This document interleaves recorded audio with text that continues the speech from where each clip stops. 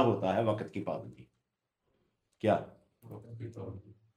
انسان کی زندگی میں ڈسپلن لانے کے لیے، سلیقہ مندی لانے کے لیے نمازیں دی گئی ہیں. اور بھی کئی فلسفے ہیں اس کو. اور نمازیں ان الصلاۃ کانت علی المؤمنین کتابا موقوتا، یہ وقت پہ فرض ہے آپ کو. کیوں ہے؟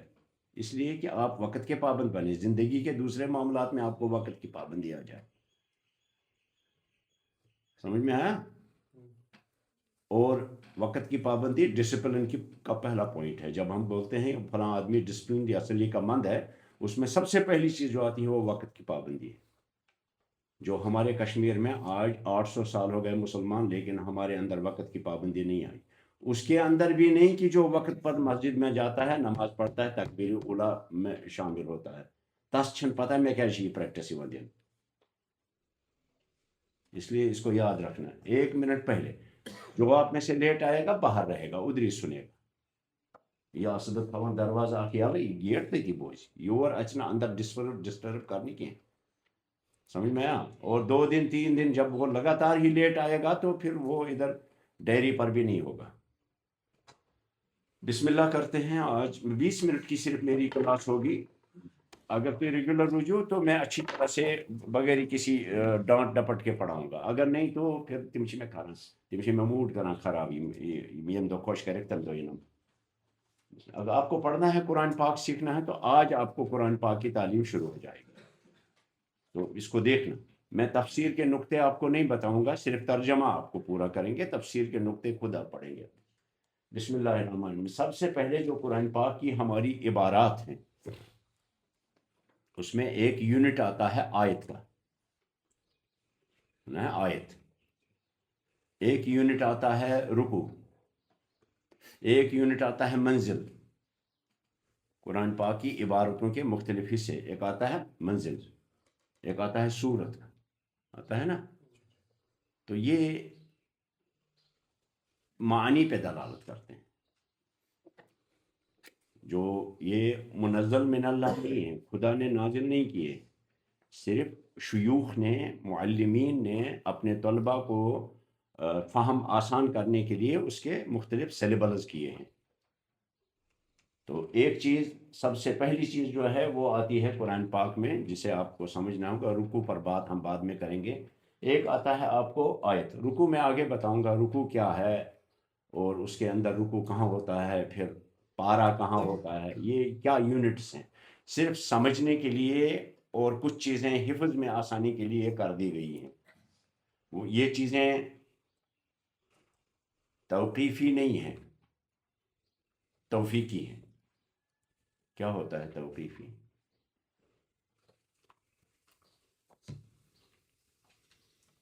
بتاؤ یاسر صاحب، کیا ہوتا ہے توقیفی کیا ہوتا ہے؟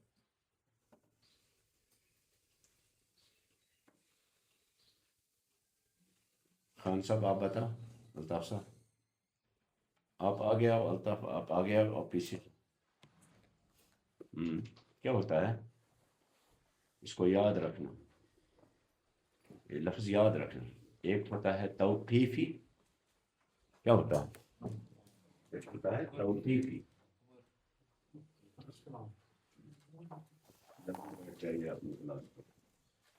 توقیفی اور ایک ہوتا ہے توقیفی.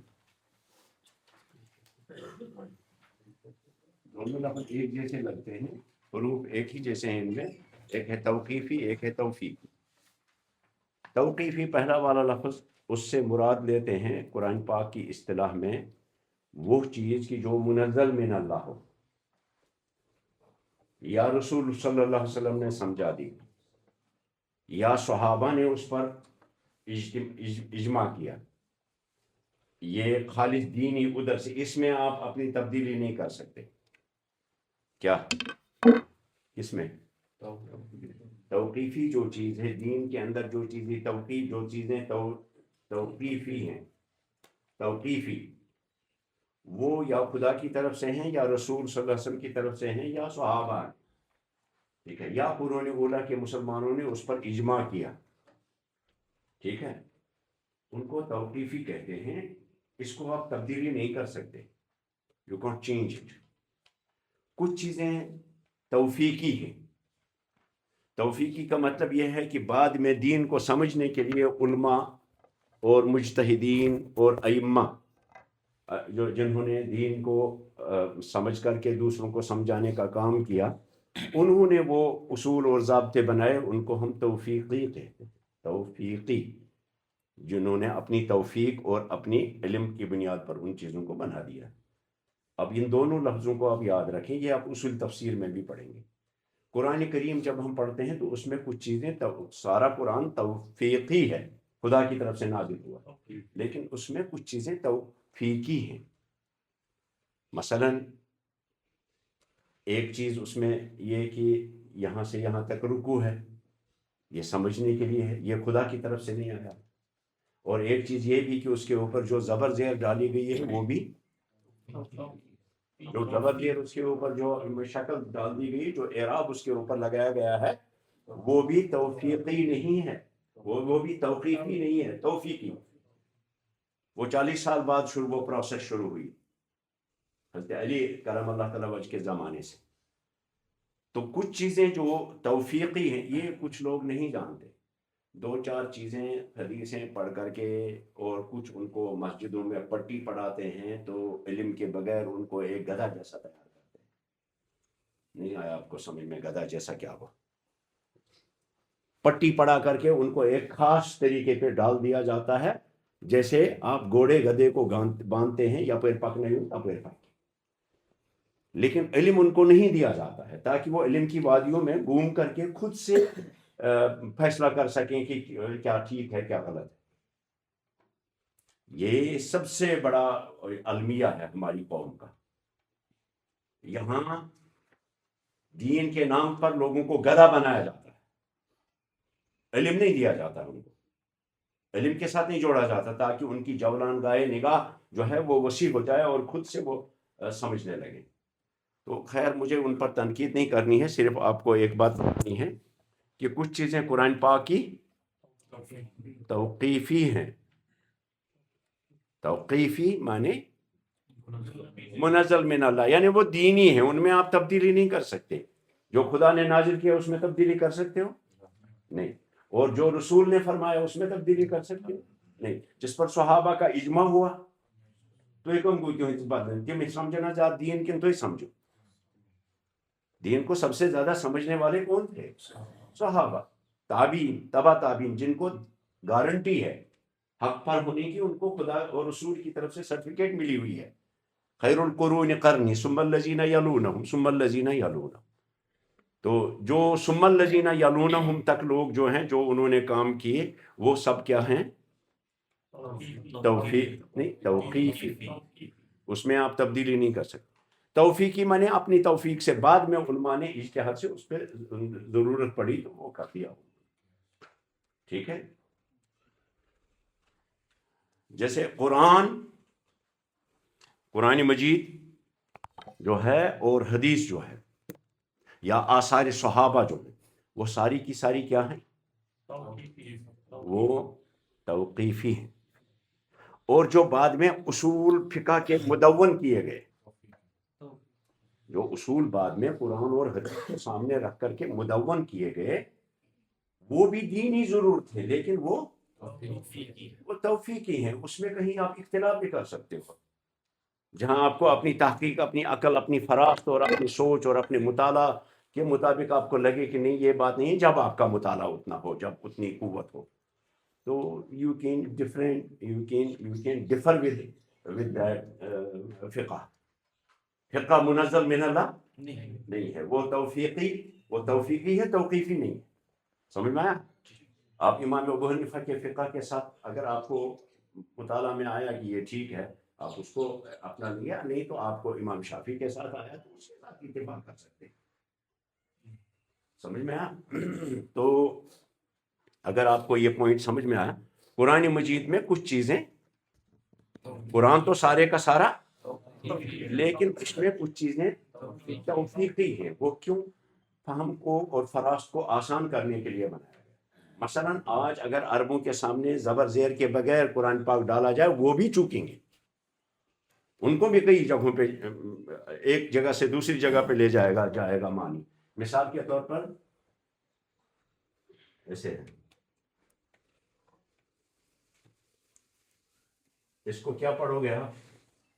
کچھ نہیں پڑھو گے. قرآن پاک کا پہلا نسخہ ایسے ہی لکھا ہوا ہے. پھر اس کے اندر پہلی توفیق یہ آئی کہ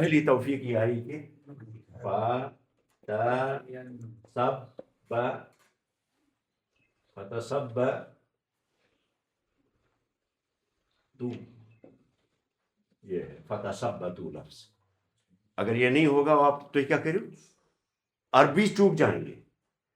اس لیے اس میں علماء حضرت علی کرم اللہ تعالیٰ وجہ کے زمانے سے اس کے اوپر نقطوں کا کام شروع ہو گیا. آپ کا آخری زمانہ تھا اور جس شخص نے اس پر پہلا کام کیا ہے ابو الاسود الدولی. یہ میں بعد میں جب اصول تفسیرہ پڑھوں گے تب. میں اس وقت آپ کو سمجھانا چاہتا ہوں کہ کچھ چیزیں قرآن پاک پر کیا ہیں توقیفی اور کچھ قرآن پاک کے ساتھ توفیقی ہیں. اب یہ نقطے کیا ہیں؟ ہاں. لیکن آپ یہ اتنے توفیقی ہیں کہ لگتا ہے یہ توقیف کے نزدیک جائیں گے. اگر نہیں تو آپ پڑھ ہی نہیں پاؤ گے قرآن پاک کو. آپ کی بات ہی نہیں، عرب نہیں پڑھ پائیں گے. اب صحابہ کیسے پڑھ سکتے تھے وہ؟ کیونکہ وہ نبی کے پیچھے بار بار سنتے تھے کہ اس جگہ پر نبی پاک میں اس صورت میں یہ لفظ پڑھا. انہوں نے ویسے ہی اس کو یاد رکھا. ٹھیک ہے. اور رسول اللہ صلی اللہ علیہ وسلم نے املا بھی کرایا. تو وہ جو املا جو پڑھتے تھے وہی املا کیا ہوا تھا. کوئی نقطہ نہیں تھا قرآن پاک کے پہلے. تو پہلے مرحلے پر قرآن پاک پر نقطے ڈالے گئے. یہ پہلا مرحلہ. پھر دوسرا مرحلہ جب اجمی دین کے اندر آ گئے، اجمیوں نے کیا تو وہ عرب تھے نہیں، ان کو پتہ نہیں تھا اعراب کا. اس لیے ان کے لیے اس پر زبر زیر کا کام شروع کیا.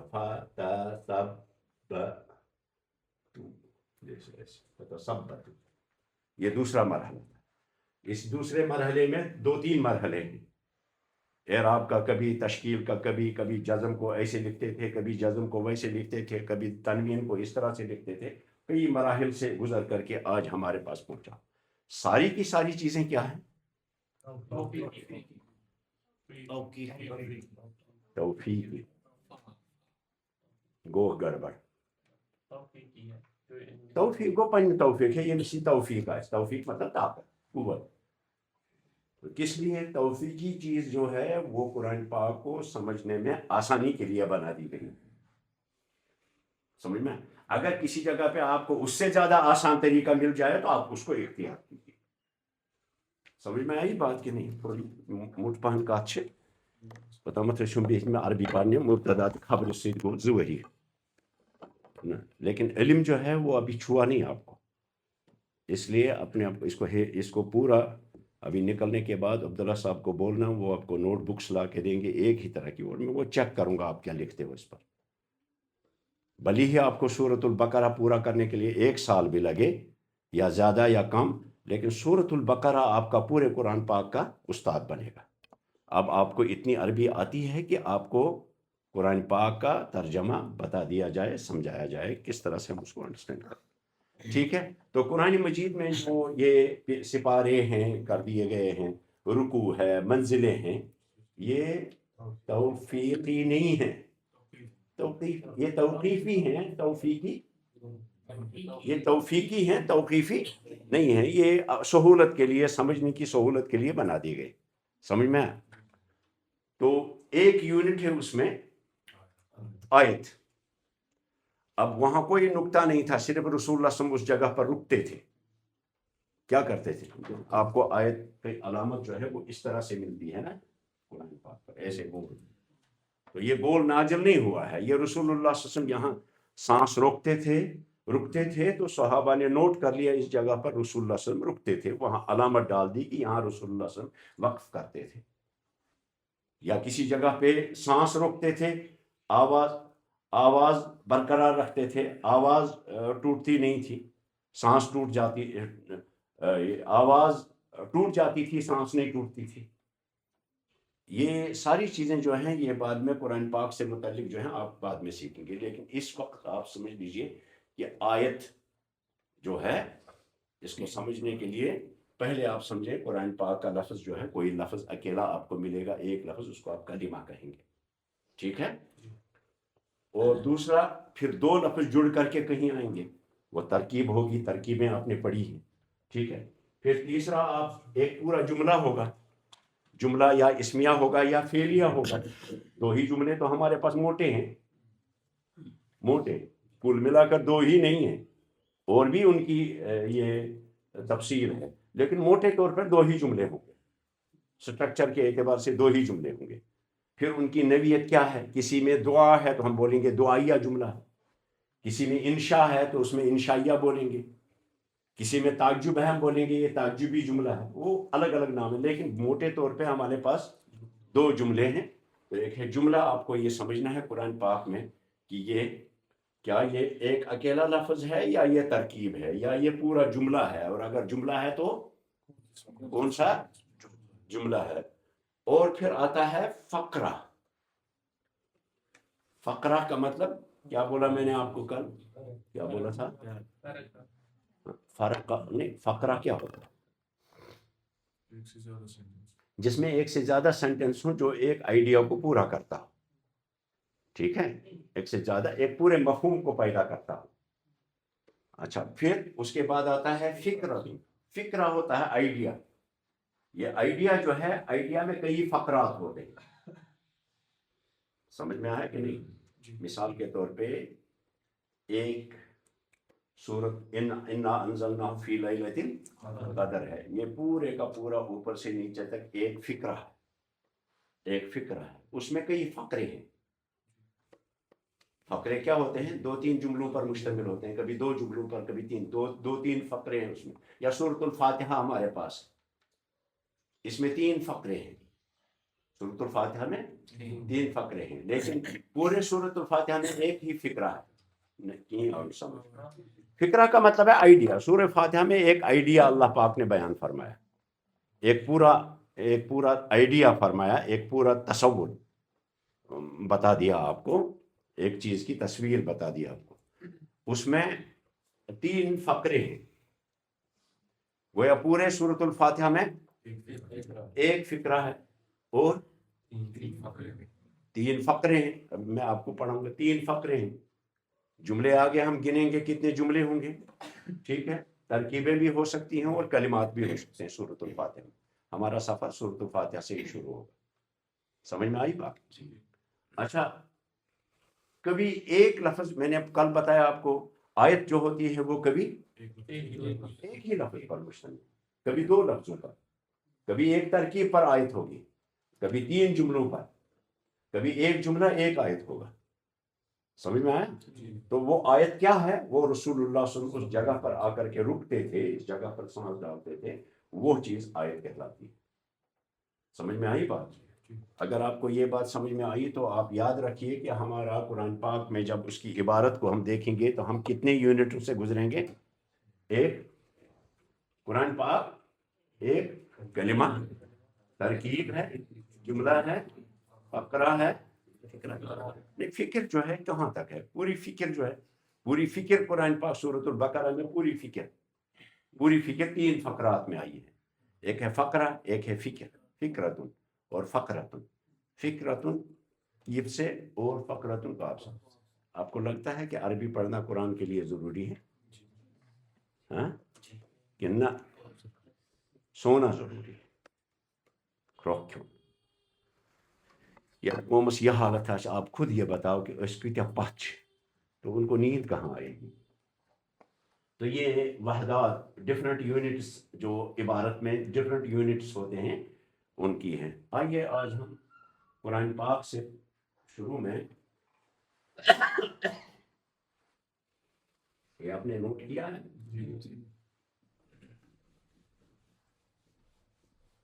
دماغ میں اچھی طرح سے لانا ہے یہ کیا ہے، توفیقی کیا چیز ہے؟ توفیقی ہوتا ہے توفیق کچھ مطلب پنہ توفیق سے، یعنی اپنی رسا اور اپنی اپروچ اور اپنی علم کی قوت سے کوئی چیز نکال لینا۔ تو نہیں، مجھے بعد میں پوچھنا، اب میں نکل جائے گا بات۔ تو توقیفی چیز جو ہے، توفیقی چیز جو ہے، توفیقی تو اس میں تو آپ تبدیلی نہیں کر سکتے، توقیفی میں اگر کہیں آپ محسوس کریں آپ اس کو تبدیل کر سکتے ہیں، وہ منزل من اللہ نہیں ہوتا ہے۔ جیسے قرآن پاک کے ایک مثال اور بتا دوں، قرآن پاک کے اوپر جو تشکیل ہے زبر زیر کا ڈالنا، یہ کئی مرحلوں سے گزرا ہے، ٹھیک ہے۔ اچھا، اب آ کر کے آپ نے جہاں قرآن پاک اگر آپ نے پڑھا ہوگا پہلا خط وہ نسخ میں، خط کوفی میں، تو اس میں جزم ایسے ڈالی جاتی تھی، ایسے ڈالی جاتی ہے جزم اس طرح سے، لیکن اب نئی جزم اس طرح سے قرآن پاک پڑھاتی، تو یہ اس پہ جلوس نہیں نکالنے ہیں یہ کیا شکر نہیں بدلو وہ قرآن، کیونکہ وہ توقیفی پہلے سے توفیقی ہے، تو اس میں سہولت کے لیے اگر کمپیوٹر میں یہ زیادہ جگہ لے لیتا ہے اور کمپیوٹر میں یہ زیادہ فٹ ہوتی ہے ٹائپ کرنے میں، تو یہ ڈال دیں گے آپریشن کرنے۔ پہلے دو پیش ایسے آتے تھے، ایسے پہلے جب شروع میں اس نے بنایا، کس نے، خلیل بن احمد نے جب اس کے ضابطے بنائے ایسے دکھتے تھے، پھر یہ پیش کا ایسے آیا، یہ الٹا کر کے، اب نیا پیش ایسے آ رہا ہے، دو پیش، یہ دو پیش پہلے تھے، پھر یہ دو پیش ہو گئے، پھر یہ ایک سیدھا ایک الٹا، اب یہ دم اسی کے ساتھ ملا۔ یہ چیزیں کیوں بدلتی ہیں؟ کیونکہ یہ توفیقی ہیں، اس میں کوئی پرابلم نہیں ہے، آپ اس کو بدل سکتے ہو، اس کو آپ کچھ بھی کر سکتے ہو۔ اور اسی طرح سے کچھ لوگوں نے کرائی اٹھائی جب قرآن پاک تجوید اس کے لیے کلر کوڈنگ آئی، تو بہت ہا ہو اٹھایا بہت ملکوں میں، پاکستان میں سب سے زیادہ جلوس نکلے اس کے خلاف، یہ کیا چھو قرآن پاک بنو کہ وہ رنگ جیسے بنو رنگ یہ کیا ہے؟ یہ سب چیزیں یہ سب توفیقی ہیں۔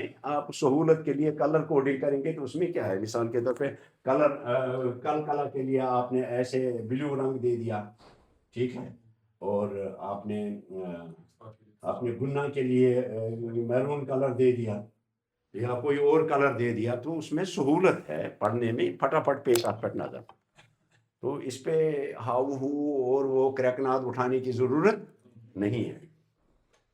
تو آئیے اب ہم بسم اللہ کرتے ہیں۔ ہمارا قرآن پاک پڑھنے سے پہلے اللہ پاک نے ان کو بتا دو اندر جا کر کے، آج میری ہی کلاس ہوگی کیونکہ مجھے کچھ بھی بیسکس بتانے ہیں، تم رسم گاڑ بڑھ پگار ہوتی نہیں، آج اس کو بند رکھو تب تک، ان کو بولنا ایک ہی کلاس ہوگی۔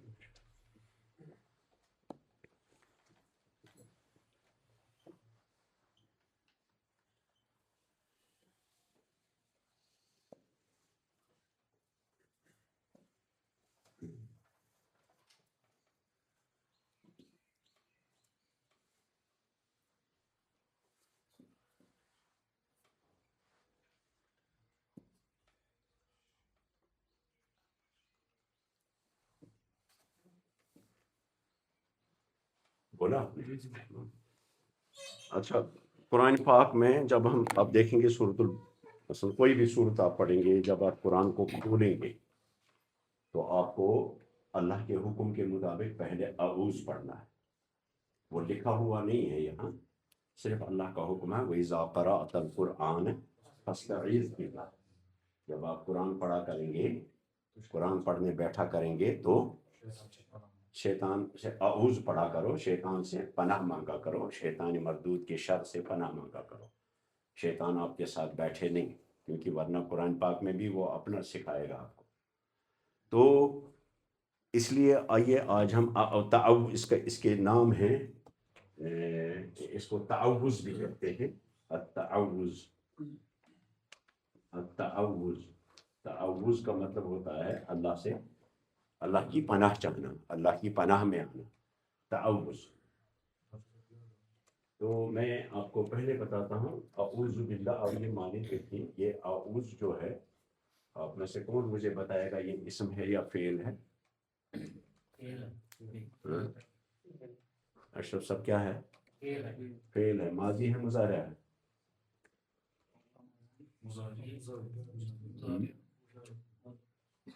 مضارع ہے، اس میں علامت مضارع ہوگی لازمی، وہ کیا ہے؟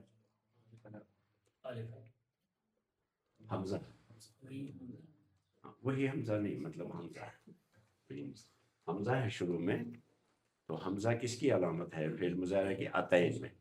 تو اعوذ، تو یہ اس کا ماضی تھا آز، اعوذ کا مطلب انا اعوذ، ہوا یعوذ، ہی تعوذ، انت تعوذ، انا اعوذ، نحن نعوذ. تو اس کا ماضی ہے آز، زال سے ہے آزا، اور اس کا مصدر ہے اوزن. ماضی کہاں پہ لکھ سکتے ہیں؟ ماضی اس کا آزا ہے، اور مصدر ہے المصدر، اس کا مصدر ہے اوزن. اوزن ہم مصدر کو منصوب پڑھتے ہیں نا، منصوب پڑھتے ہیں نا اوزن. آئیے آج ہم اس کو مرفوع پڑھیں گے اوزن. اوزن اصل میں مصدر ہے اس کا، اس کے 3 مصدر ہیں، اوزن بھی اور ایازن بھی آتا ہے. آپ سنتے ہیں نا کبھی الیاذ باللہ، ایازن بھی آتا ہے، اور اس کا ایک مصدر ہے تعوذ. تعوذ تفاعل کے باب سے آتا ہے، تو یہ بھی مصدر ہے، اس کو بتایا جاتا ہے مصدر. تو کیا مطلب ہے؟ اعوذ منے میں پناہ میں آتا ہوں، میں پناہ میں آزا یعوذ اوزن، تو پناہ میں آنا، پناہ میں آنا یا پناہ میں آنا زیادہ بہتر رہے گا، آپ کو سمجھیں گے اس طرح سے. ٹھیک ہے، وہ پناہ میں آنا.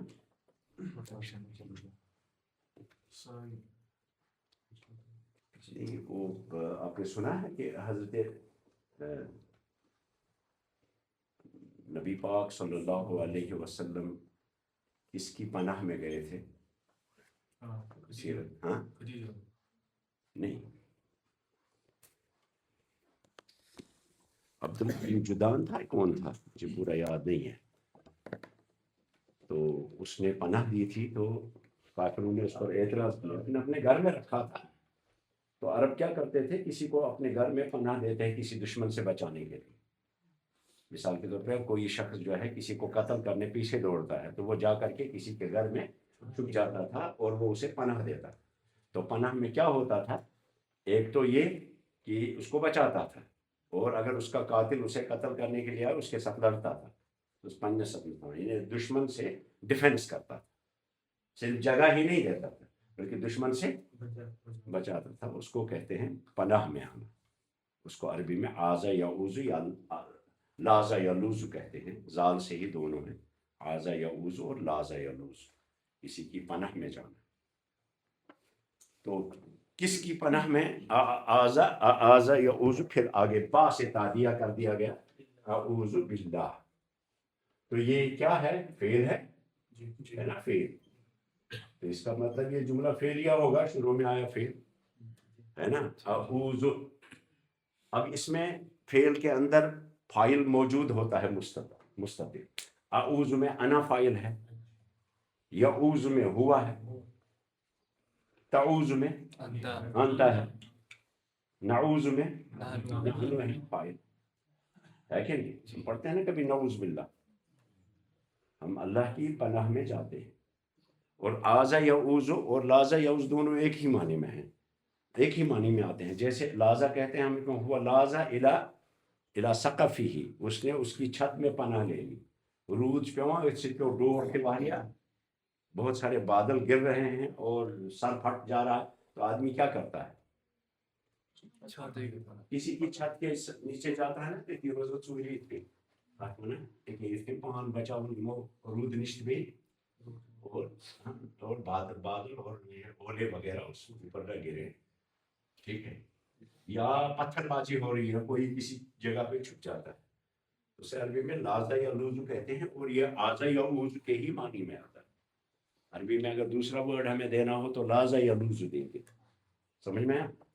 تو اعوذ متکلم کا صیغہ ہے کون سا؟ واحد متکلم کا. اعوذ یعنی انا اعوذ، تو اس میں انا اعوذ اس میں فاعل موجود ہے. ہاں، تو یہ اعوذ باللہ، اعوذ پورا جملہ، فعل کی کوئی بھی ترکیب جو ہے وہ پورا جملہ ہوتا ہے. تو اعوذ میں فعل اور فاعل اور مفعول مل کر کے جملہ بنتے ہیں. کبھی فاعل سے ملنے سے ہی پورا ہوتا ہے کہ نہیں؟ اب یہاں دیکھیں، یہاں دو متعلقات ہیں. دو متعلقات ہیں. عام طور پہ متعلقات حرف جار سے شروع ہوتے ہیں. ٹھیک ہے؟ متعلقات کبھی فعل کے بارے میں ہوتے ہیں اور کبھی اسم کے بارے میں ہوتے ہیں. یہ میں آگے آپ کو انشاءاللہ بتاؤں گا. تو یہاں با حرف جار ہے. اچھا ہے، حرف جار، اور اللہ مجرور ہے. اور جار اور مجرور دونوں مل کر کے متعلق ہو گئے. ہاں، متعلق ہو گئے فعل کے. اعوذ میں پناہ مانگتا ہوں، کس سے مانگتا ہوں؟ تو یہ اعوذ کے متعلق ہے. یہ باللہ جو ہے یہ اعوذ کے متعلق ہے. سمجھ میں؟ تو متعلقات جملہ کا بنیادی رکن نہیں ہوتا ہے. وہ فعل کی نوعیت یا فعل کی ڈائریکشن یا فعل کے حالات کو ظاہر کرتا ہے. سمجھ میں آیا؟ تو اعوذ باللہ کا مطلب میں اللہ سے اللہ کی پناہ مانگتا ہوں. مطلب اللہ کی پناہ میں آتا ہوں. تو یہ با جو ہے یہاں، اس با کو با الاستعانت بھی کہا گیا. با کی ادھر آ کر کے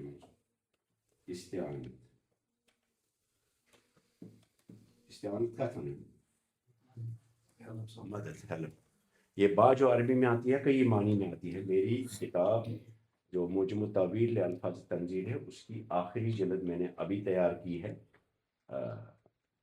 اس میں نے یہی سمجھایا ہے کہ یہ با جو قرآن پاک میں آئی ہے کہاں یہ آئی ہے، کس کس معنی میں آئی ہے. سبب کے معنی میں کہاں آئی ہے با اگر آئی ہے، استعانت کے معنی کہاں آئی ہے، اور بھی کئی معنی ہیں کس کس معنی میں، کس کس جگہ پہ قرآن پاک کی کس کس جگہ پہ یہ کس کس معنی میں آئی ہے. یہ طالب علم کے لیے بہت فائدہ مند چیز ہے. تو یہاں با جو ہے یہ استعانت کے لیے، یعنی میں پناہ مانگتا ہوں اللہ کی مدد میں آ کر کے، اللہ کی مدد تلاش کر کے. تو اس لیے با کو ہم کی کے معنی میں اللہ کی با کو یہاں ہم کی کا معنی نکالیں گے. اللہ کی پناہ میں آتا ہوں یا اللہ کی پناہ چاہتا ہوں. اعوذ باللہ میں اللہ کی پناہ میں آتا ہوں زیادہ بہتر رہے گا. پناہ میں آنا یعنی پناہ میں آتا ہوں. اعوذ باللہ، ہاں بولیے. اللہ کی پناہ میں مطلب میرا دشمن میرا پیچھا کر رہا ہے، میرا دشمن مجھے برباد کرنا چاہتا ہے، تو میں کس کی پناہ میں کس کی آ کر کے کس کے پاس آ کر کے چھپ جاتا ہوں؟ اللہ کے پاس آ کر چھپ جاتا ہوں. اعوذ باللہ. اور کس سے؟ من حرف جار ہے، پھر حرف جار ہے اور حرف جار ہے. اور الشیطان اور الرجیم. الشیطان یہ لفظ شیطان سے بنا ہے، آگے میں کسی جگہ پہ بتاؤں گا، پھر فی الحال یہ تو سمجھ لیجیے. شیطان موصوف ہے اور الرجیم اس کی صفت ہے. رجیم اس کی صفت ہے اور رجیم صفت دائمی ہے. موصوف اور یہ صفت، ٹھیک ہے، اور صفت دائمی ہے. یہ صفتیں دو طرح کی ہوتی ہیں. انت کتبت الدرس، آپ نے سبق لکھا، فانت کاتب. تو یہ کاتب جو ہے یہ دائمی صفت نہیں ہے، یہ محض ایک کام کرنے کی وجہ سے صفت نہیں ہے. ٹھیک ہے، بات سمجھ میں؟ تو صفتیں جو ہیں کچھ عارضی ہوتی ہیں کچھ دائمی ہوتی ہیں. تو یہ دائمی صفت ہے کس کی؟ فعیل ان کے وزن پر دائمی صفتیں آتی ہیں. فعیل ان کے وزن پر ایک دن میں نے آپ کو لیسن دیا، اس پر اکٹھے دیا تھا نا آپ کو لیسن. نہیں، صفتوں کے اوپر دیا تھا، شاید صفات نہیں دیا تھا. اچھا، ایک لیسن میں آپ کو صفات پر دے دوں گا، صفتیں کس طرح کی آتی ہیں. تو یہاں الرجیم جو ہے یہ دائمی صفت ہے، یعنی لگی ہوئی ہے اس کے ساتھ. کیا ہے؟ ورنہ ہم مرجوم کہتے ہیں. جیسے راجم بولیں گے اسم الفاعل، اور مرجوم بولیں گے جس پر پتھر پڑے ہوں. رجم کہتے ہیں پتھر کو، رجم کہتے ہیں. تو راجم کہتے ہیں پتھر مارنے والے کو، جس کو پتھر لگے اس کو کیا بولیں گے؟ مرجوم۔ تو یہاں اللہ نے شیطان المرجوم نہیں کہا، کیونکہ وہ عارضی صفت ہے، وہ کسی کو کہیں گے یہ آدمی صورہ سے ادھر آ رہا تھا، اس راستے میں پتھر بازی ہو رہی تھی، اس کے اوپر 4 پتھر لگ گئے، تو یہ مرجوم ہو گیا، دائمی صفت نہیں، وہ اس کی دائمی صفت ہے، کیونکہ وہ تب بھی اس کو پتھر مارے جاتے ہیں، اور اب بھی جب وہ جاتا ہے اوپر اللہ کے عرش کے نیچے سننے کے لیے جاتا ہے، کان لگانے کے لیے، تو اس کے اوپر تاروں کے پتھر مارے جاتے ہیں، ہے نا؟ قرآن پاک میں اللہ تعالیٰ نے فرمایا کہ سورہ ملک میں ہے نا، کیا شہاب الرصدہ بھی ایک جگہ پہ ہے، اور بھی قرآن پاک میں ہے کہ اس کو ہم رجم کرتے ہیں، اس کو ہم پتھر مارتے ہیں، تو یہ دائمی صفت ہے اس کے ساتھ، یہ کبھی چھوٹے گی نہیں اس سے، قیامت تک اس کے ساتھ یہ دائمی صفت ہے ہمیشہ کے لیے۔ تو الشیطان، شیطان اس کی صفت کیا آئی؟ تو دونوں کا ترجمہ کیسے ہوتا ہے؟ پہلے موصوف کا ترجمہ ہوگا، پر یہ کہیں آسن آمت اللہ تس کیا مانو، اس کو کیا بولتے ہیں اردو میں؟ اردو میں کیا کہیں گے اس کو؟ ہاں، اس لیے مردود کا لفظ اس میں عام ہو گیا، مردود مانے رد کیا ہوا، اس کو واپس نکالا جاتا ہے ہر جگہ سے، اس لیے مردود کا ترجمہ بزرگوں نے اس کا دے دیا۔ آپ کے پاس اگر کوئی اور ترجمہ ہو لفظ، آپ اس سے بھی کر سکتے۔ تو زبان کی ترقی بدلتی رہتی ہے، زبان میں قواعد بدلتے رہتے ہیں، زبان کے تقاضے بدلتے رہتے ہیں، زبان میں وسعتیں پیدا ہوتی رہتی ہے، زبان میں نئی اصطلاحات اور نئی تعبیرات گڑھی جاتی ہیں۔ اگر آگے کے زمانے میں کہیں کوئی لفظ اور زیادہ مناسب اس کے لیے آیا تو اس سے ترجمہ کیا جا سکتا ہے، یہ کوئی توقیفی چیز نہیں ہے، توفیقی۔ تو الشیطان من الشیطان الرجیم، کیا؟ مردود شیطان۔ مردود کیوں کہا؟ رجیم کا لفظ فعیل کے وزن پر ہے، رجم سے بنا ہے، رجم ونان چیز کہیں لگاو نہیں ہے، ٹھیک ہے؟ تو یہ ہمیشہ کے لیے اس کو پتھر مارے جاتے ہیں، قیامت کی صبح تک مارے جاتے رہیں گے، دھتکارا جائے گا ہر جگہ سے۔ تو الشیطان الرجیم کا ترجمہ کیا کریں گے؟ یہ کبھی کبھی کچھ ترجموں میں آپ دیکھیں گے راندہ ہوا شیطان، دھتکارا ہوا شیطان، ٹھیک ہے؟ تو مردود زیادہ عام ہو گیا ہے، آپ کر سکتے ہیں۔ شیطان مردود، الشیطان الرجیم، شیطان من الشیطان الرجیم، مردود شیطان سے، مردود شیطان سے کیسے ترجمہ کریں گے؟ ایسے نہیں کریں گے، سے شیطان مردود کے، یہ نہیں، جو اصول ترجمہ ہے اس کو آپ ذہن میں رکھیں۔ آپ قرآن پاک کو ہاتھ نہیں لگانا تب تک، ترجمہ نہیں کرنا جب تک آپ کو اصول ترجمہ معلوم نہ۔ آپ کس زبان میں ترجمہ کر رہے ہو، اس زبان میں کہنے کا کیا اصول؟ ہاں، تو کیا کہیں گے؟ اعوذ باللہ، میں اللہ کی پناہ میں آتا ہوں شیطان مردود شیطان کے شر سے، یا شیطان مردود بھی کہہ سکتے ہیں، کیونکہ اس کے لیے اصطلاح عام ہو گئی، شیطان مردود کے شر سے۔ شر کا لفظ کہاں سے نکلا؟ شر کہاں سے؟ ادھر سے انسرجن ہو گیا نا اس میں، شر کا ہوتا ہے یہ دشمنی، اب دشمنی سے بھی کہہ سکتے ہیں، شیطان مردود کی دشمنی سے، شیطان مردود کی چالوں سے۔ اس لیے اس سب پر جو ہمارے اسلاف نے ترجمہ نکالا وہ ہے شر۔ تو شر انڈرسٹوڈ ہے، کیونکہ وہ میرے پیچھے دوڑ رہا۔ اب ترجمہ کیا ہوگا؟ اعوذ باللہ من الشیطان الرجیم، آپ یوں بھی کہہ سکتے ہیں شیطان مردود کے شر سے میں اللہ کی پناہ میں آتا ہوں، یا میں اللہ کی پناہ میں آتا ہوں شیطان مردود کے شر سے۔ تو یہاں فعل ہے، اس کے اندر فاعل ہے، جملہ فعلیہ ہوگا، ہو گیا؟ اور یہ دو متعلقات اس کے ساتھ ہیں، متعلق فعل، متعلق اول، اور یہ دوسرا ہے من سے لے کر کے عام طور پہ حرف جر سے، متعلق دو اور پھر نحو، ٹھیک ہے؟ یہ متعلقات ہیں کس کے؟ فعل کے۔ اس فعل کے دونوں متعلقات ہیں۔ یہ فعل تقاضا کرتا ہے کہ مجھے اس کا متعلق ہو۔ متعلق کیا ہوتا ہے؟ وہ نوعیت واضح کرتا ہے، मसलन हुआ जलसा, क्या मतलब वो जुमला पूरा है, वो बैठा, लेकिन दिमाग ये मानता है कि ब्यूट का जाई ब्यूट। तो ये अब फेल के जलसा के फेल के बारे में आपको कहना पड़ेगा अलल कुर्सी या अलल अर्द या अमामल मबना। हुआ रकिबा अस्सय्यारता, हुआ रकिबा अस्सय्यारता, हुआ रकिबा अस्सय्यारता, जुमला पूरा है। अल-यौम, आपने रकिबा की नौइयत बयान की लफ्ज़ ने, तो उसको आप मुतल्लिकात के साथ बयान करते हैं, समझ में आता है। ये कभी फेल के लिए होते हैं मुतल्लिकात, कभी इसम के लिए होते हैं। आगे इंशाल्लाह आपको जब बार बार आगे आएगा कुरान पाक की हर आयत में हर जगह पे आपको ये पूरा कंप्लीट हो जाएगा। अब आप मानी को समझ कर पढ़िए, अऊज़ु बिल्लाहि मिनश शैतानिर रजीम, अऊज़ु बिल्लाहि मिनश शैतान। ये तो फहम का मरहला है। दूसरा मरहला है कि आप इसको सही तजवीद के साथ पढ़ें, है कि नहीं। तो तजवीद के लिए इंशाअल्लाह अब रमज़ान में मैं देखेंगे कि किस तरह से आपको एक 10-15-20 मिनट की क्लास होगी, तो वो इंशाअल्लाह, ताकि आपके कुरान पाक की जो है तजवीद ठीक हो जाए। तो मैं कोशिश करूँगा इसी सूरतुल बकरा के साथ साथ हमारे अल्फाज ये ताउज़ फिर तस्मिया दोनों ठीक। तो इसका नाम क्या है? ताउज़।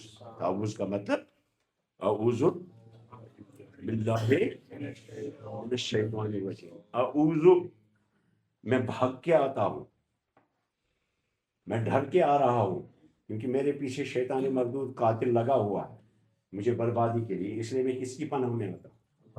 अगर आप किसी इंसान की पनाह में जाएंगे तो उसको ये एहसास है कि